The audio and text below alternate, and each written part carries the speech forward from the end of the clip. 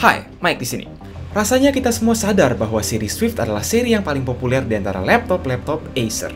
Tapi jangan lupa juga bahwa ada seri Aspire yang berada di sampingnya. Bahkan biasanya ditawarkan sebagai alternatif yang lebih terjangkau. Makanya, hari ini kami mau ngenalin versi terbaru daripada Acer Aspire 5 Slim.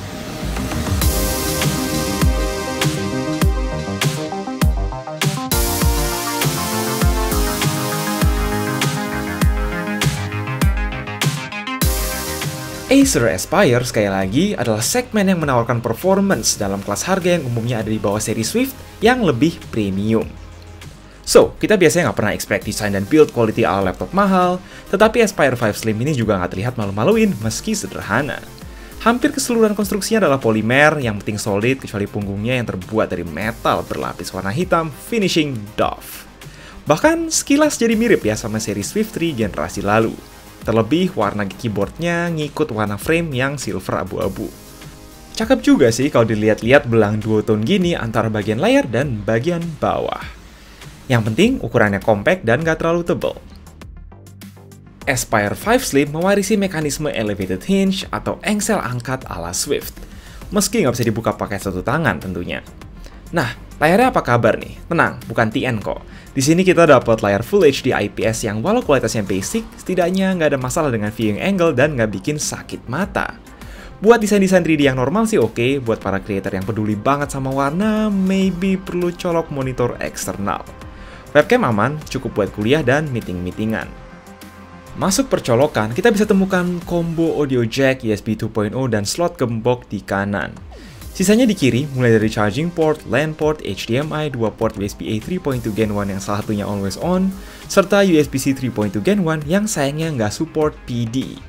Demi reception Wi-Fi maksimal, di punggung terdapat dua antena XOM Wi-Fi 6. Konfigurasi jeroan yang dimiliki oleh Aspire 5 Slim ini agak unik, yaitu punya CPU Core i5 atau Core i7 Tiger Lake, namun ditemani chip grafis GeForce MX 350. Sekilas buat apa gitu, considering Iris Xe udah setara bahkan bisa melebihi MX 350. Ya, habis ini kita bahas lebih dalam. Secara CPU sih fine, skor normal dengan catatan hanya untuk jangka pendek sebelum throttling. Mestinya perbedaan versi Core i5 dan i7 yang kami pegang tidak akan signifikan. So, balik lagi, apa keuntungannya punya chip grafis discrete? Pertama menurut kami ini membantu aplikasi-aplikasi yang bisa manfaatin CUDA. Anggap aja Blender, di mana render pakai CPU dan Iris Xe biasanya memakan waktu 8 menit ke atas, pakai MX 350 bisa dipangkas jadi 5 menitan saja. Kedua adalah soal VRAM. Adanya VRAM 2GB sangat membantu RAM 8GB bawaan yang terbatas, nggak urgent gitu jadinya buat nambah jadi dual channel. Di benchmark memang nggak kelihatan lebih kenceng dari si Iris Xe pada umumnya, tapi tampaknya Iris Xe di laptop ini di limit. Sekalipun udah install driver Intel dan nambah RAM jadi dual channel 16GB, somehow masih kalah di time spy dibanding si MX 350. Syukuri sajalah buat gaming yang ringan-ringan seperti Genshin oke, terus kami as usual nyoba SOTR serta PUBG.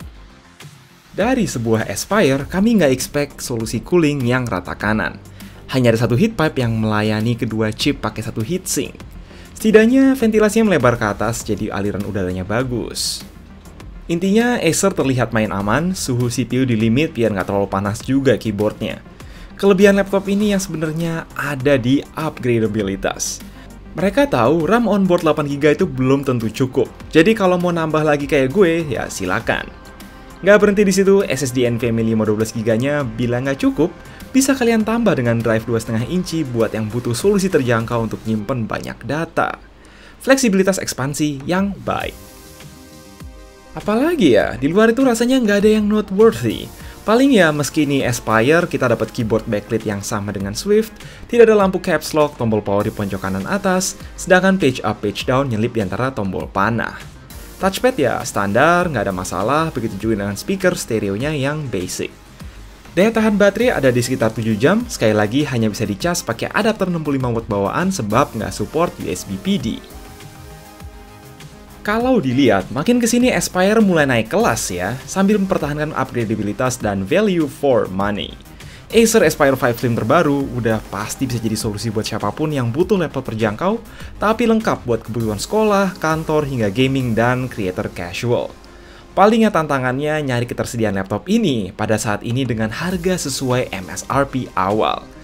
Karena kita tahu sekarang stok laptop essential lagi agak sulit, jadi sementara hanya bisa berdoa agar supply bisa segera kembali normal. Ya itu aja buat Acer Aspire 5 Slim terbaru. Kalau mau mending ya langsung ke komentar saja. Jangan lupa buat like dan share, jaga terus kesehatan, and as always, stay safe.